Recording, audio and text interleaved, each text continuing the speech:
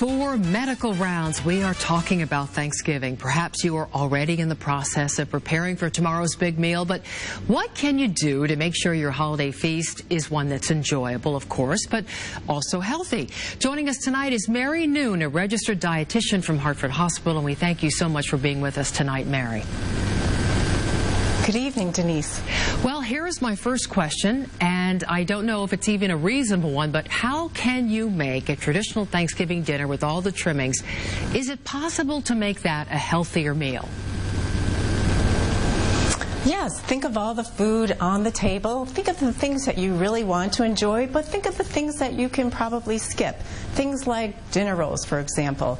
Secondly, add lots of fruits and vegetables. Try to have half your plate filled with fruits and vegetables because of all the minerals, vitamins, and fiber that's in there. A quarter of your plate should be your protein. So your turkey, for instance, or maybe you're having chicken.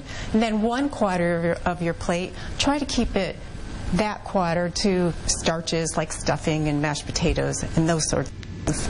That's great advice, and it's a carb-heavy holiday for sure. And is there a way, though, to resist the temptation from eating all of those delicious things? Yes, I think you really need to think about making some choices. Have small samples of foods, or if we're talking about dessert, have your favorite piece of pie. But instead of eating all the crust, cut back. That's where all the calories lie. Couple things with nice spiced tea or flavored coffee, and savor every bite instead of hurrying through your meal.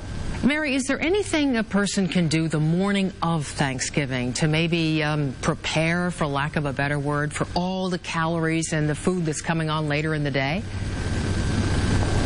Well, you might not be running in the road race that day, but you can certainly get up early and go for a brisk walk to set the tone for the day. Or perhaps a quick visit to your local gym.